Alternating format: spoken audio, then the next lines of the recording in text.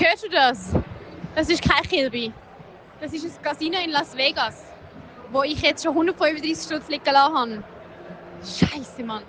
Hey zusammen, mein Name ist Flavia. Und mein Name ist Jenny und heute reden wir darüber, wie teuer meine Ferien waren und was ich für das Geld so alles erlebt habe. Und wieso ich in Einsiedler angefickt worden bin. Viel Spass beim Reinhören.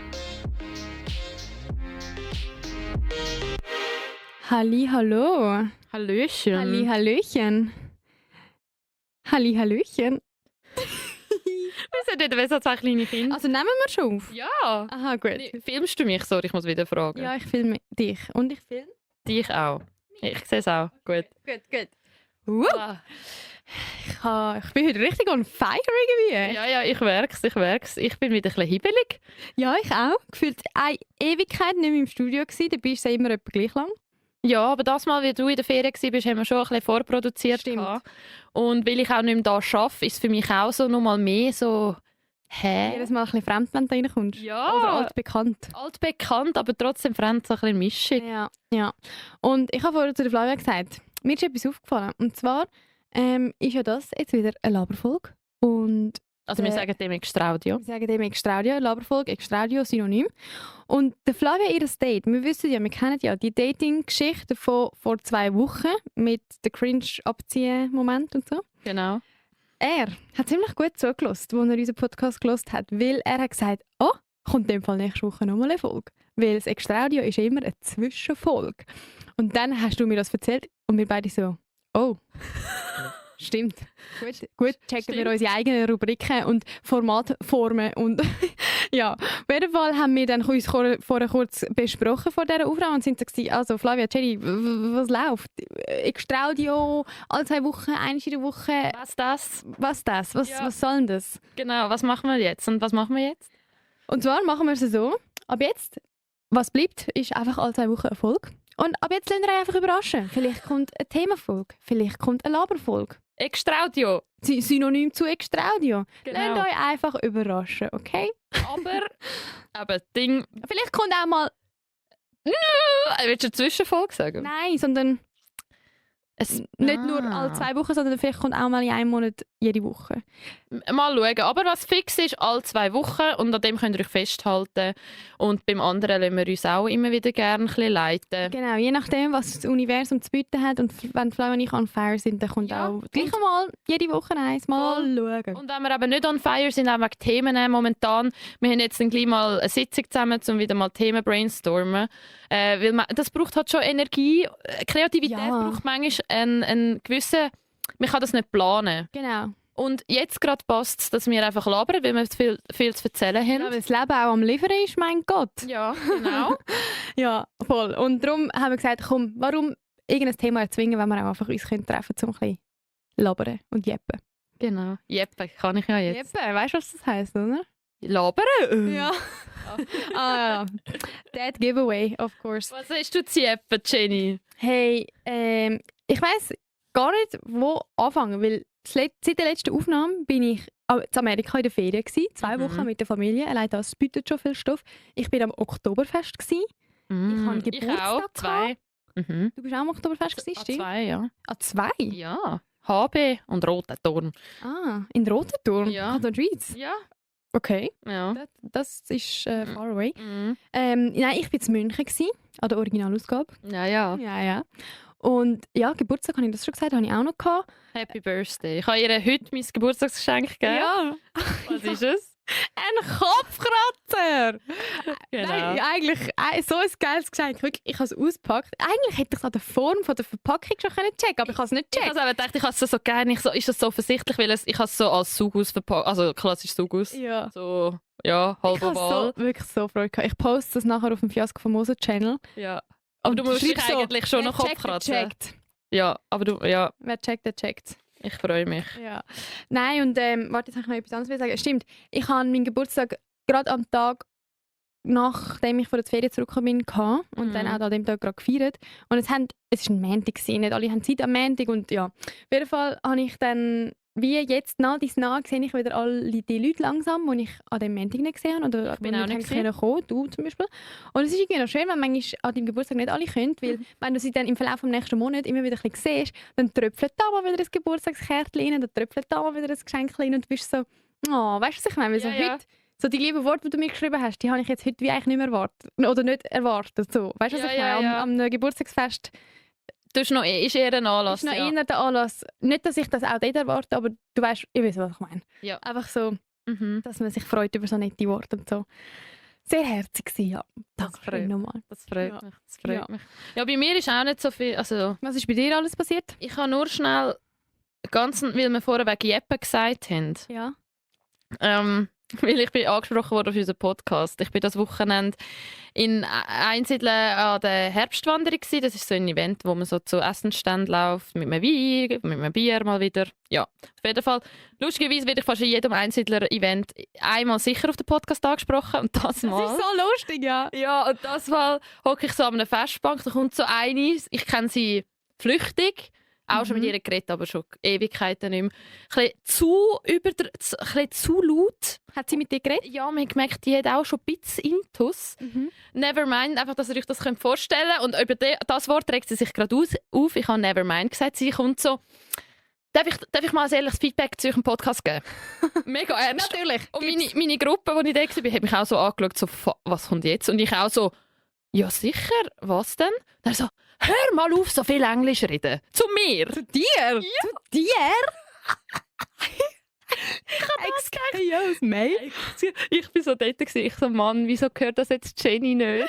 Weil ich so als erstes voll mir ins Ohr gelegt und wirklich ein bisschen hässig, ein bisschen aggressiv, so, jetzt hör mal auf, so viel Englisch reden. Es regt mich, weißt du, so, wirklich, so ist cool, aber wieso redet ihr so viel Englisch? Und nachher, Warte, wie alt? gleich alt. Gleich alt? Ja, ja. Ja, ja. Aus Rotenturm? Hä? Nein, von meiner Region oben. Aber Okay. ich finde es einfach lustig, weil eben, Aber ich bin hier eher der Bauer, die Bäuerin und dort für sie bin ich das Zürich-Girlie und das, sie hat mich auch dann so gefragt, und wieso wohnst du in Zürich? Was findest du so cool an Zürich? Oben ist doch viel schöner. Und ich so, hey, im Fall, und sie so, willst du auch nicht wieder mal raufkommen? Und ich so, hey, im Fall im Moment, weißt du, so 24 ist im Fall mega cool in der Stadt, aber ich finde es hier oben im Fall auch schön. heisst nicht, dass du es dort nicht schön findest. Nein, also wir haben es gut können ausbalancieren. Aber was hast du gesagt? Was war deine Antwort zum Englischvorwurf? Boah, ich habe gesagt, ich weiss im Fall, ich bin ein bisschen überfordert gewesen, ich Das war glaube ich. überfahren gewesen, weil ich so, ja, was soll ich jetzt sagen, weil es so aggressiv war. Ja, und du bist in dem Moment auch nicht gerade so gefasst zum Antworten. Nein, mega. Aber eine andere, die auch viel zu laut mir ins Ohr, sie so, ich lasse immer auf meinem Arbeitsweg auf Schweiz, ihr macht das super, doch einfach weitergelaufen. Und ich habe gemeint, weißt du, jetzt reden wir noch ein bisschen, einfach Du hast die nicht gekannt? doch, auch so vom auch Gesehen. richtig, ja. So cool. Aber Ja. es ist lustig, Amix. Es ist wirklich lustig, amigs, ja. Ja, manchmal tue ich auch so um ein paar Ecken erfahren, wer eigentlich los nimmt, bin ich so, Ich wollte mal fragen, hast du noch so einen Moment, wo du so direkt auf den Podcast angesprochen worden bist? Wo du irgendwo gewesen bist? Vielleicht ein bisschen länger her. Nein, im Fall in letzter Zeit nicht. Aber ich bin jetzt auch nicht eben noch weg gewesen und so. Nein. Aber ich kann vielleicht... Wobei, warte mal schnell. Nein, manchmal habe ich so Story... Antwortet Leute auf meine Story. Mhm. Eher so. So von wegen, hey, ich höre im Fall euren Podcast auch, mega lustig. Und dann bin ich so, Mhm. die Person hört rein, weil... Keine Ahnung, ich habe lange aufgehört, immer zu schauen, wer meine Story schaut. Manchmal schaue ich das noch. Mhm. Aber ja, dann eben kommt plötzlich so eine Nachricht von irgendeinem Account, dem ich auch folge oder von dem ich so ein bisschen weiss, wer die Person ist. Und dann denke ich so, lustig, dass meine Stories irgendwie vielleicht doch jemanden dazu erreicht, das zu hören. Oder unser Podcast auf Spotify oder I don't know. Ich habe das Gefühl, bei uns ist eher so, du kommst viel auf Insta über und bei mir ist eher eben halt vom... Person. Ja, Ich will so auch, dass man mir das persönlich Also wenn sagt. so der Jenny angeht. Sag es mir. Ich habe doch hat doch jemand, der mich kennt, dich im Zug angesprochen. Jemand, der dich kennt? Ja, ein Typ, weisst du nicht mehr. Im Zug auf Typ? Schindelegi bist du nicht Jenny...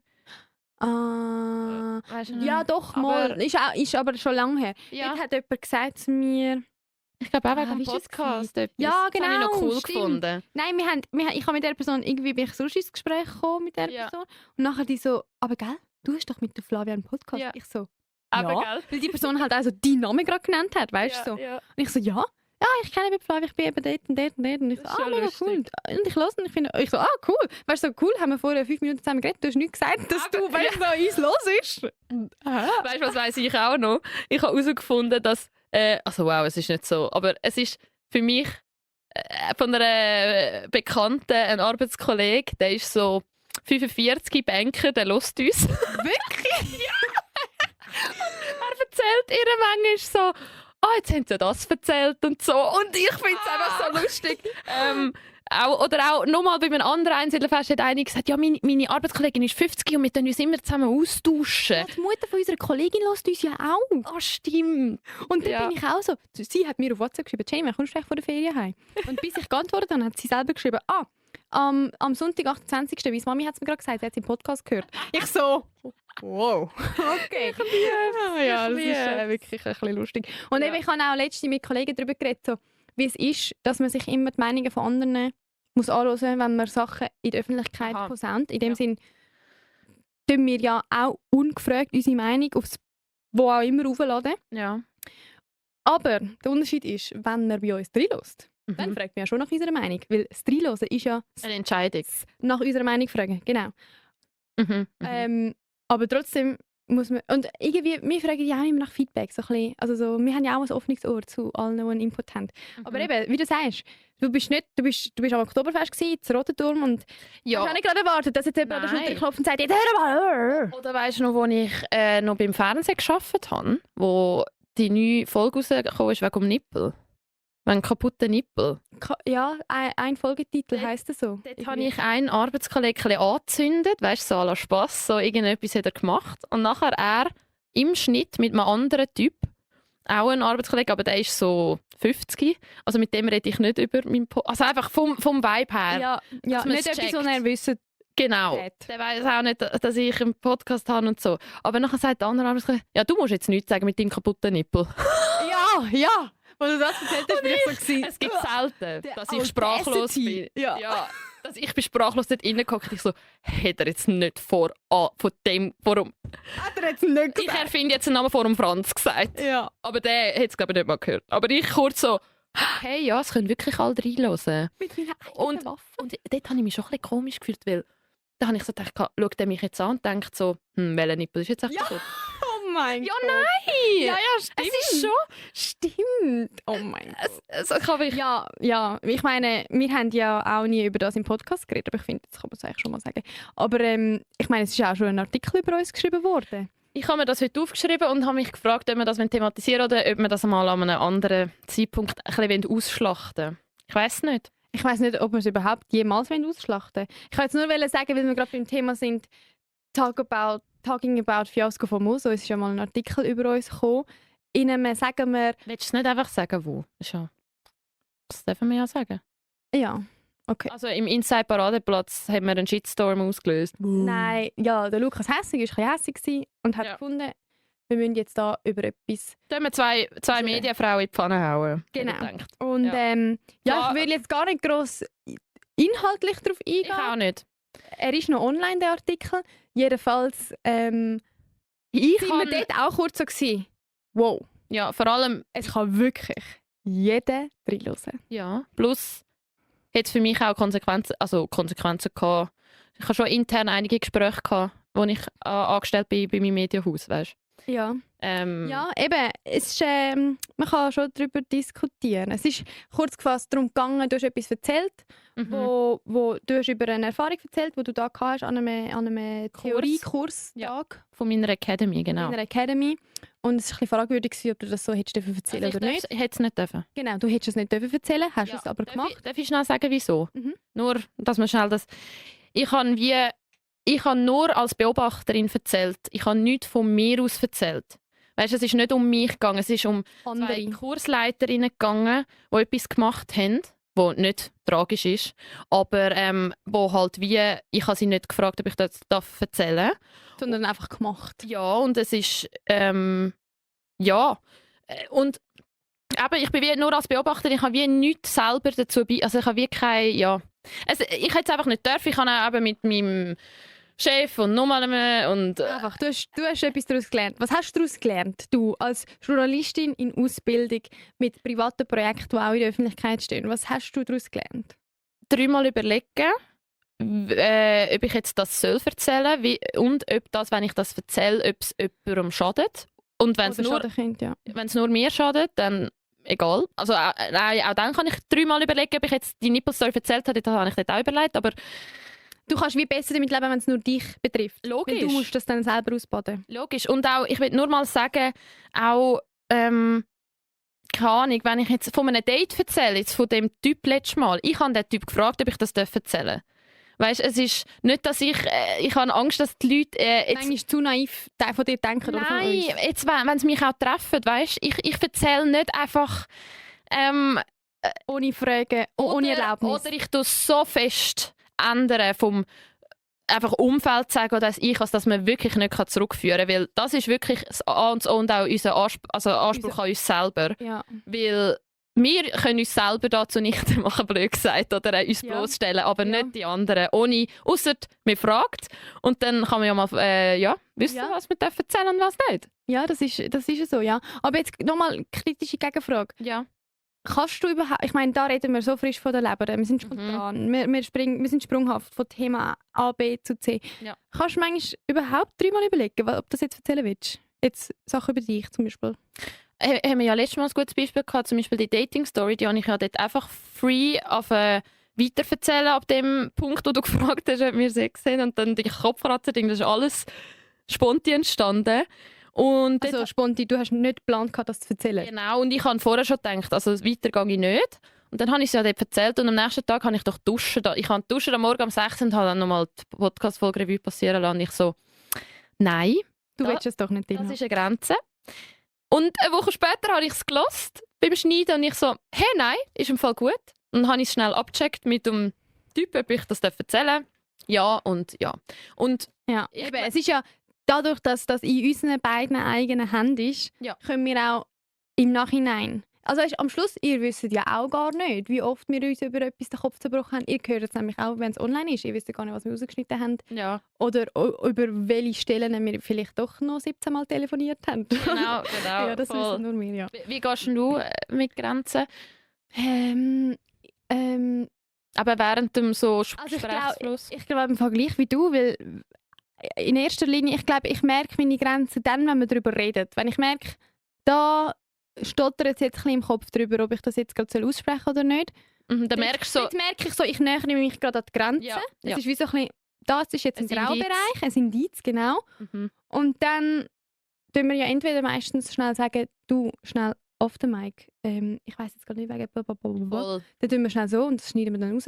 Ja. Oder Oder wir tun ich uns gegen- erzähl's mal. Und Ja, ja. ich meine eben, auch, ich weiss nicht, die reinschauen, die sehen das, aber wir tun ja auch viel mit Blick kommunizieren. Ja. Ich meine, mal angenommen, ich sage jetzt gerade etwas und meine Körpersprache es verratet sehr viel Unsicherheit, dann fragst du auch nicht, dann bohrst du jetzt auch nicht noch Nein. nachher. So Nein, ein wir bisschen kennen so. uns ja. Genau, Ja. das ist auch noch ein guter Vorteil. Aber nein, ja, lustig, weil Einfach, dass ihr da aussen, es ist mir einfach wichtig, dass ihr da aussen auch, eben, ich habe das Gefühl, jetzt haben sich sicher schon viele Leute gefragt, jetzt erzählt sie das einfach wegen sie der das anderen Person. Und ja, man muss einfach die Leute fragen. Und Wir ich haben mal- akzeptiere auch ein Nein. mir hat auch mal ein Kollege gesagt, er hat es einfach so, glaube ich, in der Runde gesagt, er so, ich habe manchmal ein bisschen Angst, der Jenny eine Sprachnachricht zu schicken, weil ich Angst habe, dass es im Podcast landet. Aber siehst Kollege, ich so dreist bin ich doch nicht. Ich bin so gewesen. Nein, meinst du es aber nicht im Ernst? aber ich will ja, dass die Leute eben, sind einfach bitte so offen wie immer all zu mir. Ja. Und Keine vielleicht Angst. gibt es Podcast-Material und vielleicht auch nicht. Vielleicht auch nicht. Und wenn, dann fragen wir euch. So, hätten wir Gut. das geklärt. Jetzt gehen wir nach Gehen wir San rein. Francisco, würde ich sagen. Oder noch nicht? Wo willst du hin? Jenny war dort in der Ferien. gewesen. Genau, also ich bin mit meiner Familie an der West Coast gewesen. Für die mir nicht auf Insta folgen, ganz kurze Zusammenfassung. Wir sind 2 Wochen lang in Amerika umgereist. Sag nochmal West Coast für sie, die so gerne Englisch. West Coast. Yeah. We were in San Francisco, in Oh Los my Angeles, God. in Hollywood, in Las Vegas, at Grand Canyon, in Ja. Grand Canyon. ja, whatever. Cheers to Töffel. Ja, ich schwöre.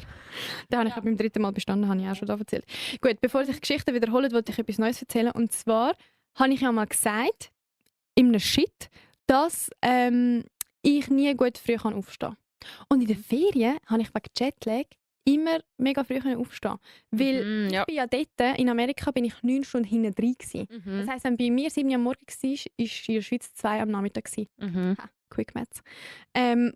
Das heisst, am 7 Uhr morgen bin ich, oder noch früher, wann bin ich am Anfang einmal aufgestanden? Ja, so um 5 Uhr, weil halt schon Krass. da... Ja, und auf jeden Fall bin ich dann so aufgestanden und ich war so, geil! Weil meine Familie, das sind alles Langschläfer. Ich weiss nicht, der Jetlag hat bei mir gekickt. Und dann habe ich so, geil, jetzt kann ich mich ready machen, weil ich bin tagwach gewesen, weißt du, es ist so. Aber nicht hast so... du ein Live-Zimmer gehabt? Nein, mit meinem Bruder habe ich es geteilt, aber ja, der schläft wie ein Stein. Okay. Nachher habe ich mich ready gemacht, bin so noch ein bisschen am Handy gewesen, habe ein bisschen Buch gelesen, bin so um 6:30 aus dem Hotel, habe so geschaut, wo wir eigentlich nachher so können zmörgeln, bin mir schon mal einen Matcha Latte geholt.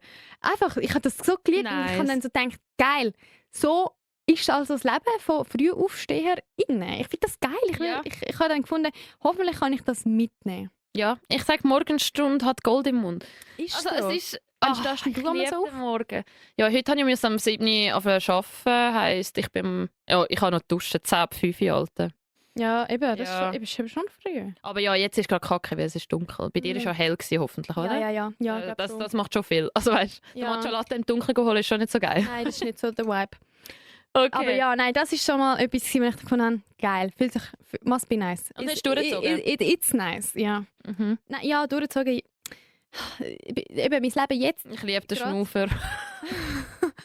Mein Leben jetzt gerade ist ja ich habe es dir vorher schon ein bisschen gesagt, ich habe es im Podcast gesagt, damals, ich befinde mich in einer Lebensfuge und jetzt sage ich offiziell, die Lebensfuge ist vorbei. Sie ist jetzt auf dem Plättli. Ich bin wieder auf einem neuen Plättli. Das Spielfeld Rand hat gestartet. Ja. Und es fühlt sich gut an, aber es ist jetzt nicht so, als wäre ich wieder voll in einem System, zack, zack. Aber warte jetzt, wieso bist du 100% auf einem Plättli, Schätzli? Ich weiss jetzt nicht, ob die Leute so haben können folgen. Warte, ich erkläre noch schnell fertig. Ich bin nicht mehr in der Lebensfuge, aber es ist noch nicht so, dass ich voll mega den Rhythmus habe, wo mir jeden Tag sagt, heute musst du dort und dort sein. Und darum, um den Punkt fertig zu machen, nein, ich schaffe es nicht, früh aufzustehen. Jetzt wieder Aber zurück. stopp, ich check nicht, wieso bist denn du jetzt nicht mehr in der Lebensfuge? Also, ich bin nicht mehr in der Lebensfuge, weil es sich gelohnt hat, dass ich an dem Töffel-Englisch-Test dran bin. Trommelwirbel! Ich habe ihn nämlich beim 3. Mal bestanden und habe mich dann noch rechtzeitig bewerben für die Uni Amsterdam. Das hast du ja, haben wir das erzählt, oder? Ja, du Ja, musst ja. jetzt einfach den Drop erzählen, den jetzt alle schon wissen. Ja, und ich bin angenommen worden. Jenny go Samstag. Ja, oh Gott, jetzt, wenn du das so sagst, es fühlt sich schon surreal an. Also, in einem halben Jahr studiere ich in Amsterdam Entertainment Communication. Und das ist gerade das erste Mal, dass ich jetzt das so in offiziell sage, weil ich es auch noch nirgends postet. Ich weiss, darum habe ich jetzt gedacht, aber it's the moment. Ja, würde ich auf sagen. jeden Fall habe ich auf Insta sehr ein grosses Ding daraus gemacht. Ein paar Videos sind auch ein bisschen viral gegangen und jetzt muss ich mir noch überlegen, wie ich das auf Insta der Welt posaune. Aber ich freue mich, es ist eben ein bisschen surreal und darum bin ich nicht mehr in so einer Zwischenphase, wo by the way auch nice war, weil ich das können embracen, nicht zu wissen, was als nächstes kommt. Aber nicht voll. Also du bist auch Ja, ich sage mal so, es war gemischt gewesen. Aber Ja. nachdem ich den 3. Töffel bestanden habe, ist es im Fall schon recht klar. Ich habe mich wie, egal auf welchen Outcome, gefreut. Das habe ich aber gemerkt. Gell? Also nach dem ersten nicht. Eben. Aber nach dem dritten, dort Nach hast dem du zweiten schon... auch nicht. Nach dem zweiten bin ich auch Ja. lost gewesen und habe gedacht, kann ich eigentlich irgendetwas? Ja. Aber ja, nach dem 3. bin ich so gewesen, schaut. Es ist, whatever happens, happens. Ja. So, wenn Und wie es kommt. ich angenommen werde, geil, weil das ist das, was ich will. Wenn ich nicht angenommen werde, auch geil. Weil dann Naja. schaue ich in einem halben Jahr zurück und denke, Ja. so hat es müssen kommen. Ich habe einfach darauf vertraut, dass es kommt, wie es kommt. Und es ist jetzt gekommen, wie es Und es ist gekommen, wie es gekommen ist. Wow. Wow. Ja. Scheiße. Ja, also Ja. es bleibt spannend, auch für den Podcast. Ich meine, Jenny hat eine ganz andere... Ja, freut euch auf Zügeln. Noch mehr Englisch. Auf Kiffen. Holländisch. Ja, ich bin ja bekanntlich nicht so die Kifferin, aber du, wer weiß, was Na nicht ja. ist, nicht ist, kann ja noch werden. Nein, Spaß. Spaß, Mami. Aber ja, es wird auf jeden Fall ein Abenteuer. Ich nehme euch mit. Ich nehme dich mit. Das ist cool, also ich komme dich sicher mal besuchen. Ja. Ich meine, wenn bei mein neues Kapitel anfängt, ist dies jetzt fertig. Ja. Du weißt auch noch nicht, was nachher kommt. Ja, das kann ich dir mal off-mic dann erzählen, was ich geplant habe. Und früher oder später dann auch mal da. Ja, safe. Aber Hätte Mike. ja. Aber ja, so viel zu dem. Und Und darum, jetzt sind wir, ja. ich glaube darum, ich merke einfach, ich habe gerade im Moment so viel Drive. Ja, das merkt man auch auf dem Insta. Ja, ich posaune gerade sehr viel raus. Nicht Posaune, du bist einfach fleissig. Also weißt, ich habe ja Fleissig, gewusst ja. von Anfang an, dort wo du 100% gearbeitet hast, ist deine Kreativität im Privaten halt erstens keine Zeit, zweitens wahrscheinlich auch nicht wirklich Lust. Ja. Und jetzt schaffst du Teilzeit, hast noch für dich selber Zeit und dann das sieht man halt in deinem Content und dass Ja. dir das ja Freude Also, macht. Das freut mich für dich. Ja, danke. Es macht ja auch Sinn, dass sich das widerspiegelt. Ja. Weil eben, ich weiss noch ganz genau, vor 2-3 Monaten Mhm. bin ich wie so in dem Alltagstrott gsi von 100% arbeiten. Ja, und das bin ich Podcast-Projekt jetzt. und so. Ja, genau. Jetzt bist du in dem Ja. Trott, wo ich damals gsi bin. Und ich war so, gsi, Alter, wie lange kann es gehen bis zu dem Abschluss? Und Mhm. ich weiss noch genau. Und jetzt, wenn ich so zurückschaue, denke ich so, krass, dass ich weiss genau, wie sich das angefühlt hat. Und ja, was ist jetzt eigentlich der Punkt, den ich sagen will? Dass du jetzt Ich einfach weiss, gerade voll geniessen.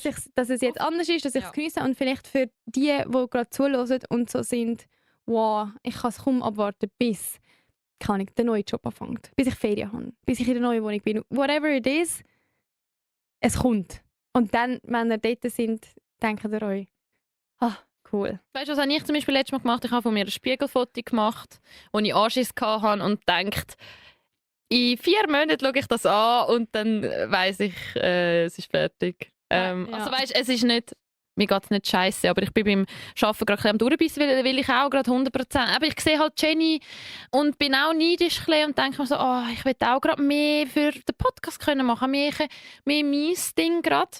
Aber ich weiss, es kommt die Zeit wieder. Voll, wie du gesagt hast. Aber Ja. jetzt back to San Francisco.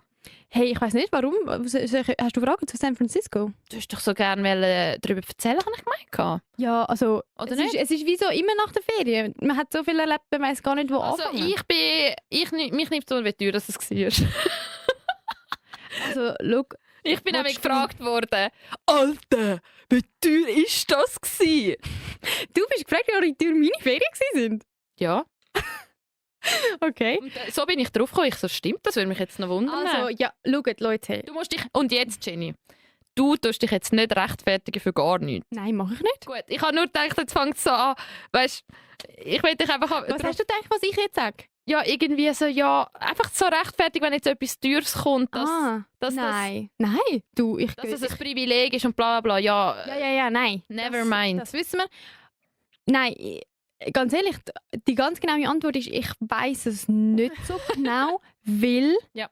der Papi hat gezahlt. okay. Ich sage es ganz ehrlich. Ich ja, weiss, ja, schon gut.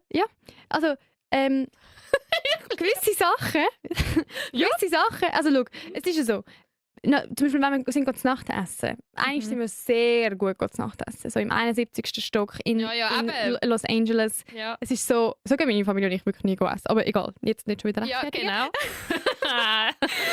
Auf jeden Fall habe ich habe das reserviert und als ich gesehen habe, dass man in dem Raum mit dieser View Ja. nur kann essen, wenn man das Menü nimmt für $107 pro Person. Ja. Dann, wenn man das reserviert, dann kann man dort Nacht essen.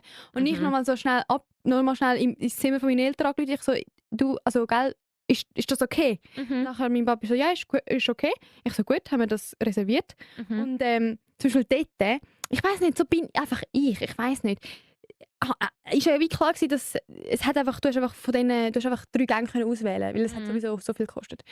Aber du hättest natürlich auch noch können nehmen, dass zu jedem Gang der passende Wein kommt. Und meine Eltern haben die Weinkarte angeschaut und dort, mein Papi hat gemeint, das ist die Artikelnummer. Es hat angefangen mit 5-stelligen Zahlen. Preise, Flavia! Ja. 5-stellige Preise! Für einen Wein! Eine Oh. Flasche! Wirklich? Weißt? Ja! 5-stellig, das ist 10'000. Ja! Was? Also, das ist nicht gestanden 10'000, das ist gestanden... Darum hat er gemeint, es ist eine Artikelnummer. Dort ist gestanden 237859. So, Ohne mässig. Strich und so. Was nicht? 2, 3, 7, 8, 9, das sind 6. Einfach so, genau, ohne... Ich meine, ja, ob Mittag, so viel für ein Wein. Es hat alles gehabt. Es hat zwischen 5-stelligen Wein, 4-stellig, 3-stellig, 2-stellig aber nicht. Aber einfach so. Und dann habe ich meinen Eltern gesagt, schaut, nehmt doch für diesen Aufpreis einfach das Wine-Pairing. Da haben wir zu jedem Wein, Gang den passenden Wein, oder? Ja. Und dann mein Bruder so, das nehme ich auch. Und ich habe meinen Bruder angeschaut und so gedacht so, Bro, ich habe das jetzt gerade meinen Eltern empfohlen. Ja. So, der Papi lädt uns jetzt sowieso schon auf die ganze Ferien. Jetzt musst du nicht auch noch teurer essen. Ja. Als ob jetzt du heute Abend das Wine-Pairing brauchst, habe ich so meinem Bruder in meinem Kopf gedacht, oder? Und dann hat und dann mein Papi so, du kannst im Fall schon auch. Und dann hat mein Bruder so, ja, gut. Und ich habe es dann nicht genommen, weil ich so war, aber bei so Sachen... langt. Aber ich weiss, was du meinst. Ich weiss schon, dass ich es auch hätte nehmen können. Also, wegen denen weiss doch nicht, wie viel das war. Sind wir auch nicht, weiss ich, wie viel ärmer heimgekommen. Aber mehr so, ich habe in dem Moment gefunden, nein, ich bleibe beständig. Ich nehme es jetzt nicht. Bei uns wäre es eben genau gleich. Also bei uns wäre auch der Daddy zahlt, weil also bei mir ist halt auch klassisch, die Mami ist daheim am Arbeiten, unentgeltlich. Und Hausfrau, genau. Und darum ist das bei mir auch wie, es ist selbstverständlich. Wir sind letztes Mal das dritte zusammen essen und mir ist so mal durch den Kopf so, ich so, warte, ist es jetzt wie immer, dass der Daddy zahlt? Ja, für auf ewig. Ja. Weil wir gehen vielleicht einmal in einem halben Jahr essen. Und dann hat er auch gezahlt, hat es auch gesagt. Und dort habe ich noch überlegt, ich bin gespannt, wenn ich mal einlade. Also weißt du, so in der WG habe ich auch schon zum Essen eingeladen. Aber weißt du, so in einem Resti, wenn ich dann irgendwann so die ganze Familie einlade. Weil das ist, so weit ist es irgendwie noch nicht, auch wenn ich jetzt langsam einen regelmäßigen Lohn habe und jetzt auch Lohnerhöhung habe. Aber irgendwie muss der Shift noch kommen. Dass du so bist, Mami und Papi sind eingeladen. Genau, also ich habe letztes Mal meine Schwester eingeladen und sie zum Geburtstag auch im Lo, dort in Horgen. Das ist auch eher teuer für mein Verhältnis.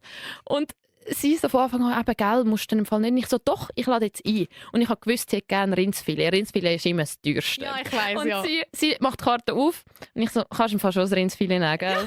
Und nachher sie so, wirklich? Und ich so, ja, alles, egal. Und nachher kommt der Kellner und es hat ein grosses oder ein kleines gegeben. Und der Kellner fragt so, ja, gross oder klein? Und sie schaut so zu mir und ich so, gross. Und dann hat sie ihr Rindsfilet gehabt, ist zufrieden gewesen und ich habe mal angeblättert und es fühlt, ich lade auch gerne ein. Gell, man lädt doch gerne Leute ein. Eben. Ja. Oder zum Beispiel, wir sind dann wo sind wir gewesen? In Las Vegas sind wir gewesen, und jetzt sind wir in ein mega geiles Kino. Das ist so, es heisst The Sphere und es ist, du hast noch nie so einen grossen Saal gesehen. Das ist grösser als Opernhaus Zürich. Einfach, du bist dort drin und hinter dir fängt der Bildschirm schon an. Es ist wie eine Kugel, es ist wie ein Ballon. Du hockst in einem riesigen Ballon und alle Wände, alles ist ein Bildschirm. Wird dir nicht halb schlecht? Mir nicht, anderen vielleicht schon. Jedenfalls, das ist wie, du kannst auch nicht auswählen, welchen Film du gehst schauen, weil es läuft einfach einen Monat lang der gleiche Film in dieser Sphäre, in dieser Sphere. Mhm. Und du kannst, ich weiss, was kostet das Ticket? Ich glaube $160, $70. Und es ist 1,5 Stunden, 75 Minuten, nicht einmal. 75 Minuten. Und das habe ich zum Beispiel für meine Familie gebucht. Dann habe ich es mit meiner Karte gezahlt. Mhm. Und eben, weil mein Papi alle Hotels, alle Flüge gebucht hat, bin ich dann nicht gegangen so, also Papi, gell, für das Ticket von dir und die Mami hat dann, sondern dort habe ich so gefunden, weißt du was, das geht jetzt auf mich. Aber hast du das so kommuniziert? Nein.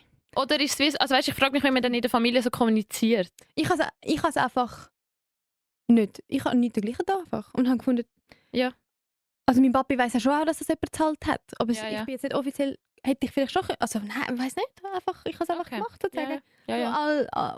So, wie sagt man? Ein bisschen. Nein, nicht insgeheim. Leislige Dankbarkeit mäßig. Ja. Also ich habe auch selber viel Geld ausgegeben aus meinem Portemonnaie, aber nie so viel, das weiss ich nicht, ich kann nicht abbuchen. Alter, deine Haardingsbums. Jedes Mal, wenn wir über teure Sachen reden, sagst du, wie teuer meine Haarprodukte sind. Ja, sorry, du hast auch das auf Insta so gezeigt. Hä? Dort, wo du in L.A. deine Haare... Mit Socken?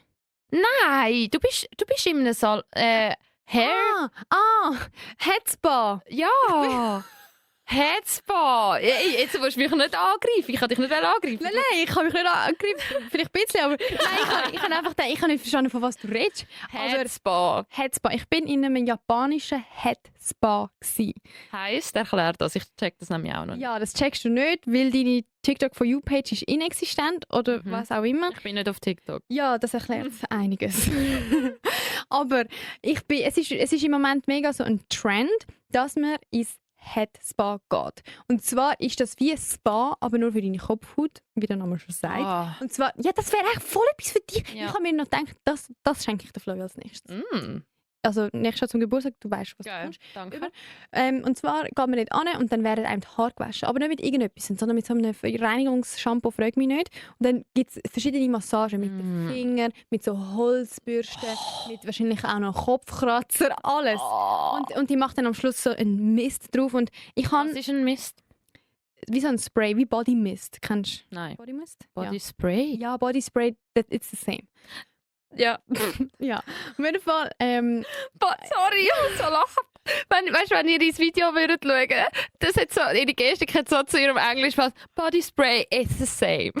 It's the same. What should I say? Okay. Naja, auf jeden Fall macht sie so verschiedene Schritte, alles super gut. Ah ja, am Anfang tut sie noch mit so einer Kamera über deine Kopfhaut fahren und du siehst deine Wo du Schuppen hast, oder Nein, was? du siehst deine Kopfhaut gefühlt wie unter einem Mikroskop. Also wirklich Aber wie klein. siehst denn du das? Ja, keine Ahnung, die hat halt so einen Stift und dort vorne ist eine Kamera und dann fährt sie über die Ja, Kopfhaut. aber du. Ah ja, sie gibt mir dann einen Bildschirm. Aha, what creepy. Ja, auf jeden Fall habe ich habe so viel Content. Ich bin noch überhaupt nicht nachgekommen mit Schneiden und so. Ich habe eben zu dem auch ein Video machen, mal schauen, wenn das kommt. Aber was hilft es, dass du deine Kopfhaut siehst? Sie hat mir zum Beispiel gezeigt, das ist ein bisschen grusig, an dem Tag habe ich aber auch meine Locken getragen, egal. Sie hat mir gezeigt, an welchem Haar ums Haar herum zum Beispiel noch ein bisschen Produkt klebt. Und du hast das gesehen? Ja. Und wie sieht das aus? Ich kann es sonst jetzt einblenden, rasch. Ja. Es ist wirklich nicht sehr appetitlich. Wenn ihr am Essen sind, gerade vielleicht nicht anschauen, aber also so grusig ist jetzt meine Kopfhaut auch nicht. Aber ihr wisst, was ich meine. Es ist sehr weiss. Und was sieht man noch? Ja, da und dort vielleicht ein Schüppli oder man sieht auch manchmal, wie ein Haar wie so schräg aus der Kopfhaut schiesst, weil dort zum Beispiel irgendeine Drüse verstopft ist von Haarprodukt. Also wirklich mega viel. Und dann tut sie das analysieren und dir ein bisschen Feedback geben und so. Auf jeden Fall hat der ganze Spass hat auch $160 gekostet, habe ich auch selber gezahlt, weil ich gefunden habe, ich habe das jetzt schon so oft gesehen, ich probiere das jetzt. Und es ist ja Spa und ich bin in der Ferien und wir gehen das also, bei so Sachen bin ich auch so. Eben. Also Massage, ey. Jetzt geht man sich. Ja, du gehst ja sogar zweimal nachher in die Massage. Ja. Beim Magnus. Beim Massage-Magnus. Nein, aber bei ihm gehst du nicht zweimal. Nein. Aber ja, jedenfalls bin ich dort nachher rausgelaufen wie ein begossener Pudel. Weil das Headspa ist halt fertig, wenn sie fertig ist mit ihrer Routine, aber du gehst nachher mit nassen Haaren dort raus. Nachher bin ich so mit nassen Haaren in Beverly Hills rumgelaufen. Ich habe wirklich nicht ausgesehen wie ein Hollywood-Star.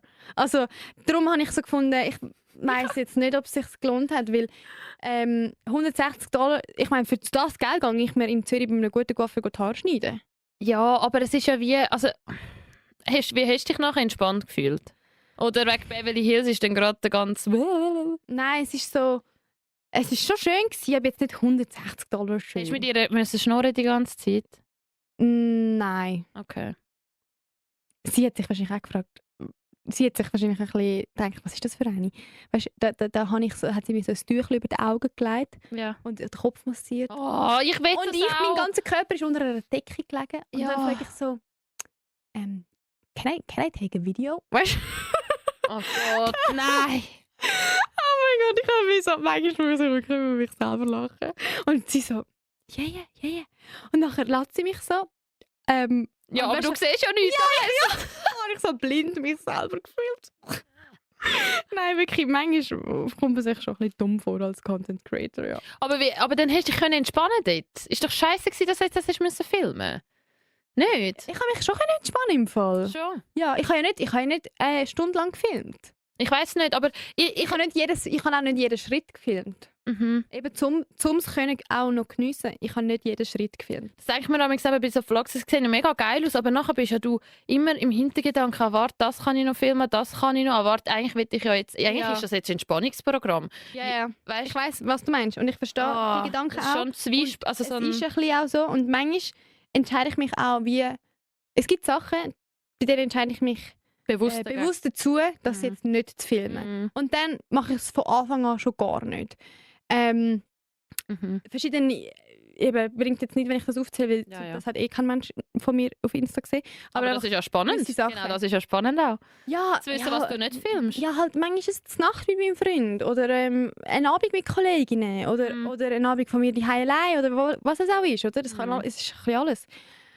Und manchmal denke ich auch, doch, von dem probiere ich jetzt ein Video zu machen und dann merke ich aber, nein, es ist für mich zu viel, da zu sein und im Kopf auch noch. Es ist eben ein bisschen ein Job, ja.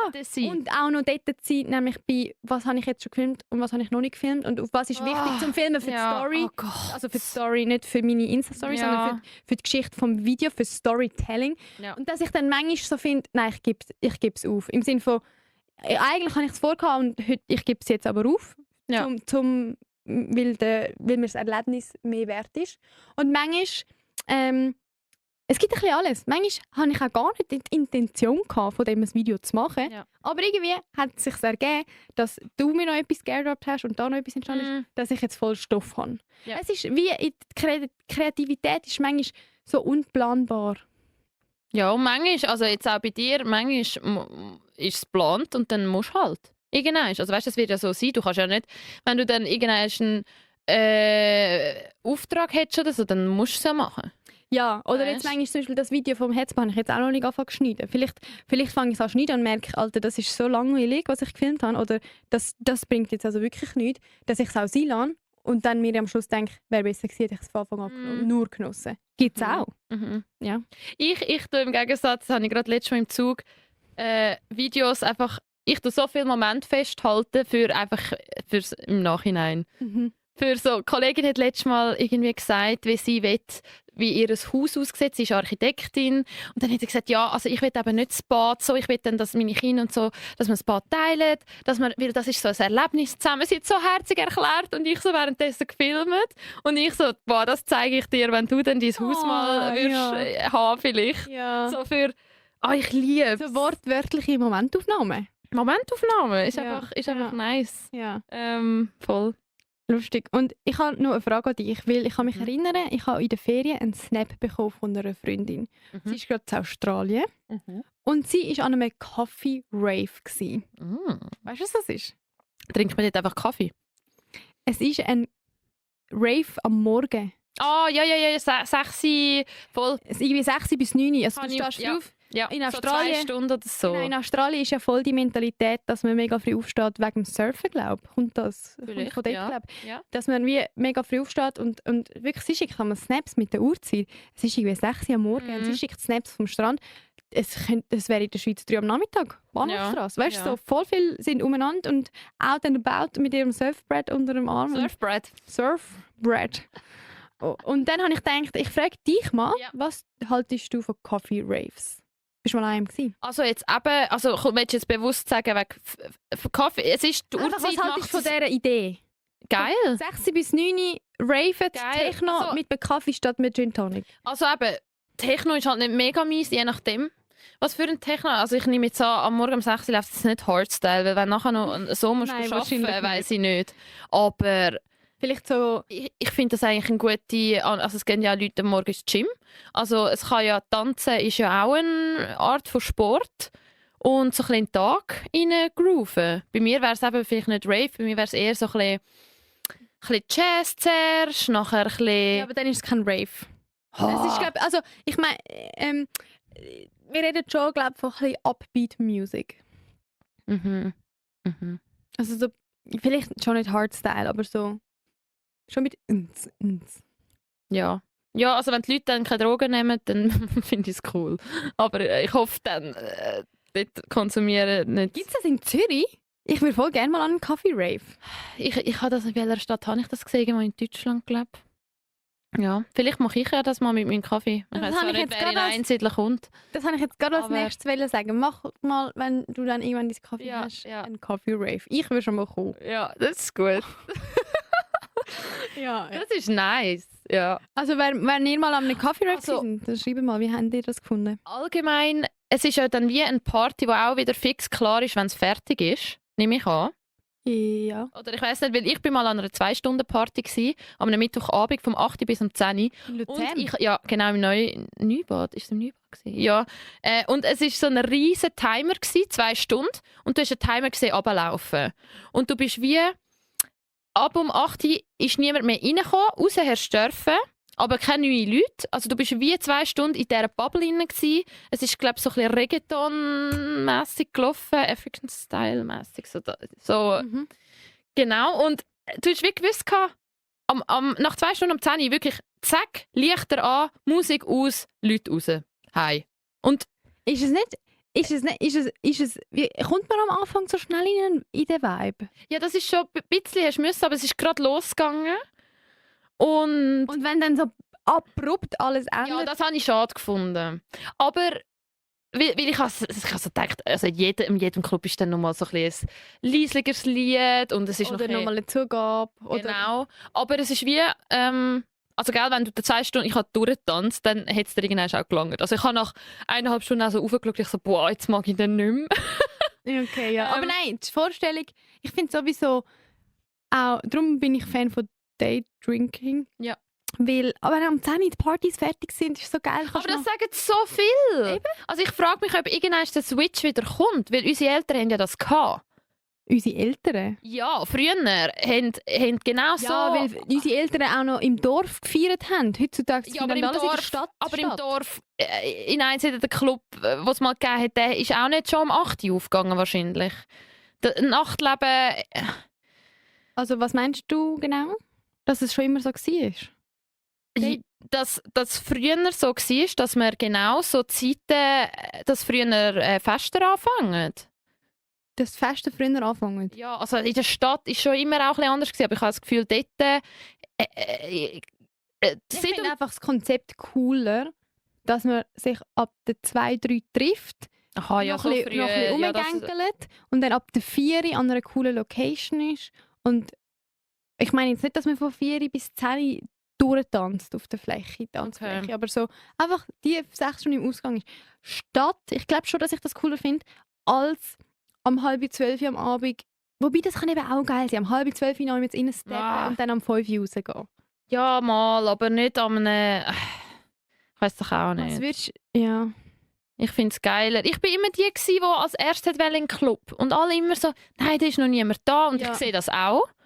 Aber Was willst du in einem leeren Club? ja, eben. Aber wenn alle halt früher Stimmung würden machen. kommen. Wenn alle Gell, du? früher würden kommen. Es gibt ja die wie heisst die Party? Wo nur für Frauen sind und wo die 2 Frauen machen. Im Plaza. Olivia El Say. Olivia Al-Sayed, glaube ich. Genau, sie und ihre Kollegin. Und die Party fängt, glaube ich, um 8 Uhr an und geht bis um Scheiße. 11 Uhr oder so. Ich wollte googeln, aber ich habe kein Internet. Auf jeden Fall, es ist eine Party für Mütter. Also Mütter. Es heisst eben Moms irgendetwas, aber es sind einfach nur Frauen. Wir verlinken sie in den Es Shownotes. ist vor allem der Aufhänger ist eben, dass auch Mamis können halt go Party machen, aber dann früh heimgehen. genau. Ja. Genau. Ja. Ja. Aber den könnten wir eigentlich auch mal an. Also es ist nur der Aufhänger, aber es ist einfach... Ja. Ja, ist vielleicht schon etwas anderes, wenn es nicht so deine Ja, Peers Bühlsch ist aber auch dort. Ich liebe, wenn es meine Peers sind. Ich liebe so Begegnungen. Wirklich. Es ist... Du weißt, was Peers sind? Ich habe auch studiert, Mann. Jetzt geht es in der Studie immer um Peers. Stimmt. Entschuldigung. Entschuldigung. Ja. Sorry, jetzt haben wir wieder ein bisschen einen harschen Ton. Nein. Aber ja, ich frage mich noch, ich kann eigentlich noch eine Story erzählen vom Casino. Also, ich kann Las jetzt Vegas? gerade als Abschluss erzählen. Okay. Und zwar, eben, bin ich ja auf dieser Tour in Las Vegas gewesen, unter Haben anderem. wir in deiner Anfangsmemo gehört? Hast du ja gerade aufgenommen gehabt Stimmt. im Casino selber. Stimmt. Und dort ist es so, also ich muss mir vorstellen, Las Vegas macht jetzt vielleicht ein grosses Fass auf, aber ich probiere mich kurz zu behalten, okay? Wir sind in Las Vegas in einem mega geilen Las Vegas typischen Hotel, im The Venetian. Ja, das hat eben die Kollegin auch gesagt, die gefragt hat, wie teuer das in Ja. Venedig war. Also, um die Frage so mehr oder halbwegs zu beantworten, ich habe das Gefühl, ich habe sie nicht so beantwortet. Stimmt, ich habe gar nicht nachgefragt. Also, es war schon auch eine 5-stellige Zahl gewesen. Ja, Das ja. stimmt. Aber ich kann dir jetzt nicht die absolute Zahl nennen. Ja. Aber Also ja. weißt du das überhaupt? Eben, ich weiß es nicht so genau, nein. Okay. Also dein Vater hat nicht am Schluss gesagt, so, das hat im Fall Nein, hat er nicht 20'000 gesagt. gekostet. Okay. Ja. Aber es war sicher keine günstige Angelegenheit gewesen, da hat deine Kollegin recht. Ja. Auf jeden Fall waren wir im Casino gewesen, wo übrigens dann meine Familie wieder ein bisschen Plus gemacht hat. Alle ausser ich. Wie viel? Minus? Warte, am ersten Abend habe ich 90 Minus gemacht. Und dann habe ich wieder ein bisschen Plus und dann habe ich wieder Minus gemacht. Also ich bin wahrscheinlich so etwa $60 im Minus Okay. gewesen, wegen dem dann. Ja. Aber es war eben geil gewesen. Ich war Anfang dieses Jahr mit meinem Freund schon in New York gewesen. Und dort habe ich auch schon Bargeld-Dollar wieder mit heimgenommen in die Schweiz. Und das habe ich dann wieder, das habe ich jetzt das ganze Jahr in meinem Schublädchen gehabt. Und dann, als ich gepackt habe für die Ferien, habe ich das wieder mitgenommen. Mhm. Und ich habe in der Ferie alles mit Karte gezahlt. Und dann im Casino bin ich so gewesen, so, jetzt nehme ich die was sind es, $150 sind es gewesen, nehme ich in die Hand und mit denen gehe ich ins Casino. Ist auch nochmal ein Vibe, so wie Und ich Bargeld. war so gewesen, das ist Girl Math, weil ich habe vergessen, dass ich die für $150 habe. Ja. Also, wenn ich sie jetzt alle verlieren würde, würde ich eigentlich gar nicht verlieren, weil eigentlich habe ich Hast du sie ja schon gar nicht- abgeschrieben gehabt. Ja. Ist mir egal. Das sind wie meine Bitcoins. In meinem Kopf macht das Sinn. Ja. Oder? Ja, Sag ja. einfach ja. Ja. Genau, danke vielmals. Sicher. Und dann sind wir im Casino gewesen. Und dort läuft es so, du darfst halt nicht, das ist ja der Grund, warum wir mit dieser Reise gewartet haben, bis mein Bruder und ich erwachsen sind, weil du kannst ins Casino gehen nur mit, oder einfach ab 21. In Amerika sind gewisse Sachen einfach Ja. ein bisschen lustiger ab 21. Und zum Beispiel das Casino in Las Vegas. Auf jeden Fall sind wir dort rumgelaufen, alle schick angelegt, so ready, um ein bisschen Geld auszugeben.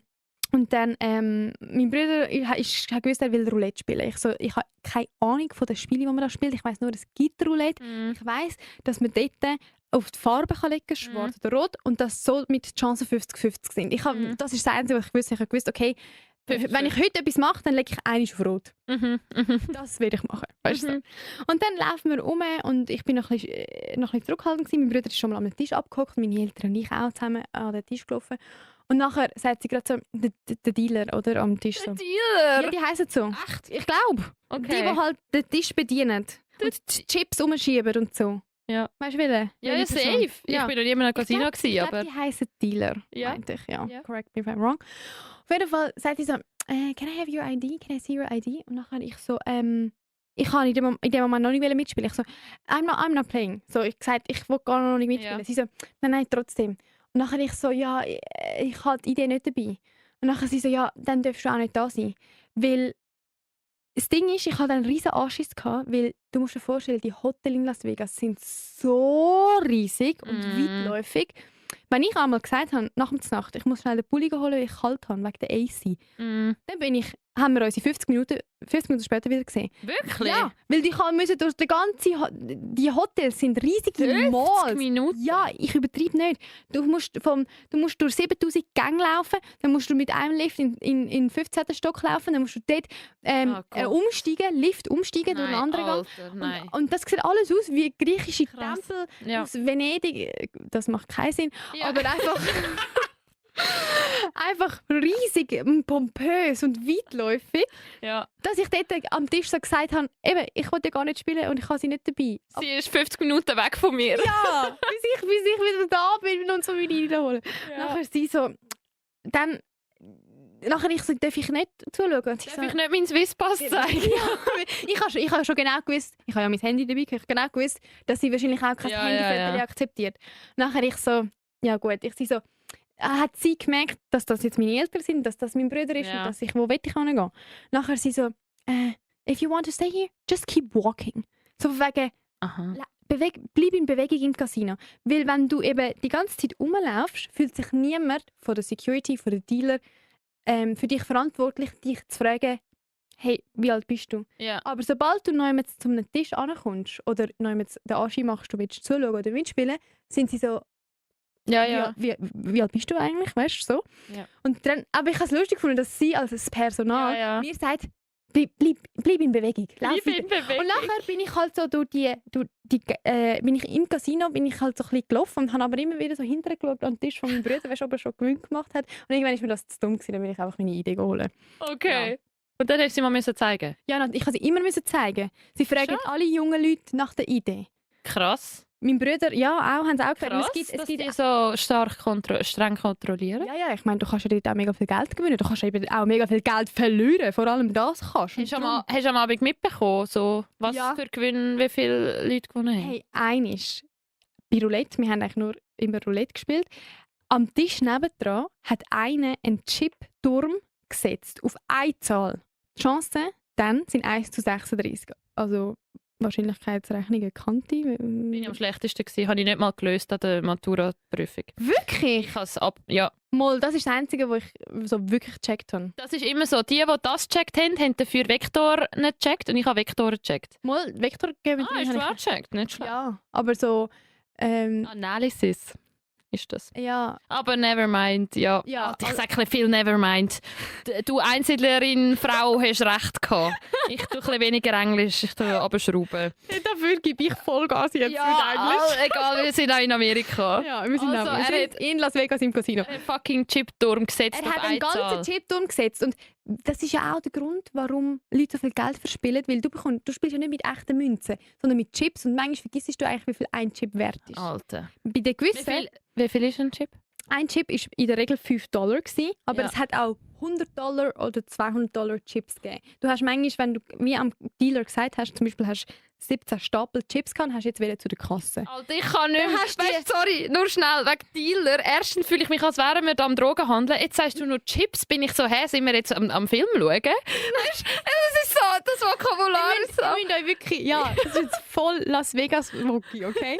Ihr müsst euch vorstellen, es bimmelt und es bammelt, komplette Reizüberflutung, wir hocken am Roulette in Las Vegas. Auf jeden Fall, noch schnell zu deiner Frage, was es für Chips gibt. Eben, du kannst manchmal, wenn du willst, dein Geld kassieren, das du heute Abend gewonnen hast, dann kannst du am Dealer sagen, kannst deine Chips überschieben und dem sagen, I would like to cash out. Und dann schiebst du alle deine Chips dem über oder denen und der gibt dir dann, der zählt das dann.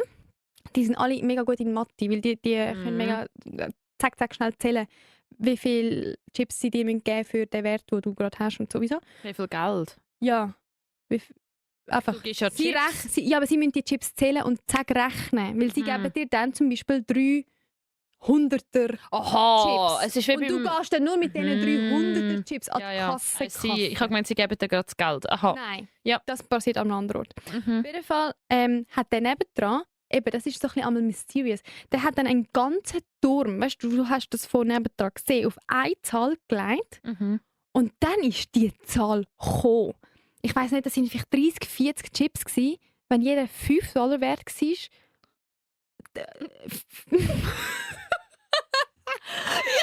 Bitte das jetzt nicht vorrechnen oder du bitte Egal. gerade die Lösung sagen. einfach Ich mag 5 mal nicht. 30. Also komm, das schaffen wir. 150, oder? Ja. Weil 10 mal 30 gibt 300 Okay, durch 250. okay. Gut. Stimmt, mein Papi hat gesagt, mein Ja. Papi hat Quick Maths, er hat gesagt, das sind etwa $200. Er hat Okay. $200 auf eine Zahl gelegt. Das ist ja nicht so viel. Und das ist dann mal 36. Aha! Weil genau die Zahl ist gekommen. Also warte, jetzt wollen wir weiterrechnen. Ja, ich kann das nicht. Doch, das können wir. Also 30 mal 200 gibt 6000. Hä? 30 mal 200 gibt 6000. Ah, das war schon gewesen. Und jetzt noch mal 6. Bin ich dumm? Jetzt noch plus 6 mal 200. Gibt 1002. Also 7200. Oh mein Gott. Oh mein Krass. Und wer hat 7000 reagiert? Ja, der und seine Frau, die sind aufgesprungen und die haben Oh sich in die mein Arme genommen. Gott. Und du am Tisch nebendran checkst, die haben gerade Geld gemacht. Wegen dem haben wir dann angefangen zu rechnen. Wie viel sind das eigentlich? Ja. Was hat er gerade gemacht? Weißt du, alle eins und dann... Gehen dann alle Leute so zu dem Tisch schauen, weil man ist ja gewundert. Nein, aber alle drehen sich um, alle, die andere... Und das sind wahrscheinlich die Momente, in denen auch Betrüge passieren, weil dann so... jemand einen Chip nimmt oder irgendwie so. Ich weiß doch nicht, oder jemand weiß doch auch nicht. Aber ja, auf jeden Fall ist das schon noch. Und der hat dann aber das Geld, der hat dann in der nächsten Runde, ich weiß doch auch nicht, der hat dann halt ja nachher plötzlich mega viel Geld mehr gehabt. Und dann hat er halt wieder auf gewisse Zahlen wieder $200 gelegt, weil er ja jetzt mega viel Ja. bekommen hat. Ja. Ja, auf jeden Fall so Spektakel Krass. am Laufmeter. Und ja, also meine Familie haben ein paar, mehrere $100. Wenn ihr mal ins Casino wollt, dann nehmen wir meine Mami mit. Das ist zu empfehlen, weil sie hat jeden Abend gewonnen. Und wie viel hat sie gewonnen insgesamt? Irgendwie über $1.000. Wirklich? Ja! Oh mein Gott. Oh, ich hätte Angst, dass ich dort in so einen... Also ich bin noch nie in einem gewesen, aber dass ich so in ein Ding reinkomme. Nein. Es ist eben schon... Ich will gar nicht rein. Ich finde es cool und ich spiele jetzt ein bisschen mit. Aber sobald du dort hockst und so mit dir überlegst, leg ich jetzt noch mal, leg ich jetzt noch nicht. Auf was leg ich? Merkst du schon, warum die Leute eben süchtig werden? Weil es hat schon seinen Reiz. Es ist ein bisschen gefährlich. Es hat Ja, dann sicher. nirgends Uhren. Du checkst nicht, wie spät das ist, wie lange du schon da bist und wie viel Geld die Chips eigentlich wert sind. Oh Gott. Das ist eben schon noch... Hast du mal einen Spielsüchtigen nicht gesehen? Hey, ich kann mich nicht... Also das Ding ist, du weißt ja gar nicht... Es hat 24 Stunden offen. Du weißt gar nicht, wie lange hockt die Person. 24 Stunden? Ja. Du weißt gar nicht, wie lange hockt die Person, die da hockt schon. Oh Gott, krass. Vielleicht seit gestern Morgen, vielleicht seit Oh Gott. eine halbe Stunde, das weißt Hast du auch Leute in Las Vegas gesehen, die geheiratet haben? Ja, ja, ganz wirklich klassisch. Unser Hotel hat auch eine eigene Wedding Chapel. Ja, gehabt. ja. Also eine eigene Hast du sie Kapelle. gesehen? Es hat wirklich komplett normal am Morgen um 10:30 sind wir einmal zu mörgeln und dann siehst du so eine im Brautkleid und eine im Anzug, wo jetzt auch gerade an dir vorbeilaufen am Starbucks. Wirklich ganz normal. Aber so schick oder dann so ein bisschen à la, wir haben jetzt, das ist jetzt so eine funny Idee, komme ich da irgendein billiges Brautkleid? Der zweite. Der zweite, Ein okay. bisschen so. Ja. Ja, nein. Und ja, Leben Las Vegas war cool gewesen. Jede Stadt, wo wir waren, hat so seinen eigenen Charme gehabt. Und Las Vegas ist eben schon das, was es nachdem es scheint. Mhm. Es ist eine coole Stadt für ein Grüppli. Es war auch lustig wie meine Eltern. Einmal sind wir eben zu viert an einem Roulette geguckt, nur wir vier, keine anderen Leute. Und dann die Dealerin so, you are one family. Ja. Und nachher ich so, ja. Und dann So hat sie so geil. gelacht, weißt du? Das ist irgendwie auch ein cooles Bild Ja, für einen selber. Sehr. Aber am Hey, coolsten ist es, glaube ich, schon so mit einer Gruppe Friends, halt klassisch Bachelorette, Bachelor-Trip, so etwas. Ja. Meine letzte Frage nur noch schnell. Dürfen wir dort im Casino Bilder machen? Hey, ich habe Bilder und Videos gemacht, ja. Ich glaube, das dürfen wir schon. Okay. Ja, wahrscheinlich nicht von allem. Ja, weißt du, ich frage mich jetzt nur so ein Selfie. Also ich habe mich jetzt zum Beispiel nicht getraut, ein Bild vom Roulette-Tisch zu machen. Das nicht. Ja, hätte ich vielleicht schon dürfen. Dort, wo keine Leute drauf sind, von dem hättest du nicht ein Bild machen. Ja, weiß auch nicht. Ich weiß auch nicht. Aber alle anderen Leute, ja. Wieso? Und ich viel Keine Ahnung, ich habe gedacht, dort drinnen muss man ein bisschen diskret sein, wenn andere Leute auf dem Bild sind. Weiß ich auch nicht. Ja, am Schluss, es hat so viele Touris überall. Ich selber bin wahrscheinlich auf 100'000 Fotos Ja. drauf. Ja. Safe. Hat mich auch keiner gefragt. Aber ja, so ist das halt immer. Ja, Wow, jetzt haben wir gehabt. das ist jetzt eine grosse Also Runde. ich bin gewesen, ja. ausgehebt. Ich auch. Für heute einmal. Ja. Wenn euch diese Folge gefallen hat, dann folgt uns gerne auf Spotify, folgt uns gerne auf Instagram Gebt uns da bitte 5 Sterne. oder lasst einen Kommentar da. Genau. Und ja, Hören uns. bis spätestens in 2 Wochen. Macht's gut. Ciao. Tschüss. Tschüss. Wir haben doch Hallöchen, hallo. Nein, hallo. Hallöchen. So fangen wir an. Boah, ich habe nie gehustet. Stimmt, jetzt. Ja, jetzt habe ich voll, ohne Hand vors Mund, voll ins Mikrofon gehustet. Geil. Scheiße, es tut mir leid für den, der muss, oder die muss am Morgen da schnurren.